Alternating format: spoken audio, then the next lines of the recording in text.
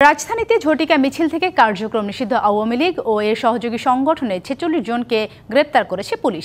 এ নিয়ে চলতি বছর ঝটিকা মিছিল থেকে নিষিদ্ধ আওয়ামী লীগ ও সহযোগী সংগঠনের ৩,০০০-এরও বেশি নেতাকর্মীকে গ্রেপ্তার করা হয়েছে। শুক্রবার বিকেলে এক ব্রিফিংয়ে কথা জানিয়েছে ঢাকা মেট্রোপলিটন পুলিশ। ডিএমপি বলছে, ঢাকায় শক্ত অবস্থানে জানান দিতে গ্রেপ্তার হওয়া অনেকেই আসছে ঢাকার বাইরে থেকে, আর দেশে বিশৃঙ্খলা তৈরির জন্য দেশ ও বিদেশ থেকে তাদের অর্থের যোগানও দেওয়া হচ্ছেও বলে জানান ডিএমপি ডিসি তালিবুর রহমান।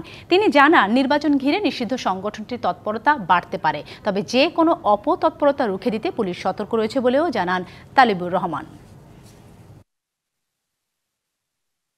ঢাকার বাইরে থেকে অনেকেই এসে ঝটিকা মিছিলে অংশগ্রহণ করছে, এটার পিছনে অনেকেই অর্থায়ন করছে এবং প্রত্যেকটা মিছিলে অংশগ্রহণের জন্য একটা সুনির্দিষ্ট টাকার পরিমাণও তাদেরকে দেওয়া হচ্ছে।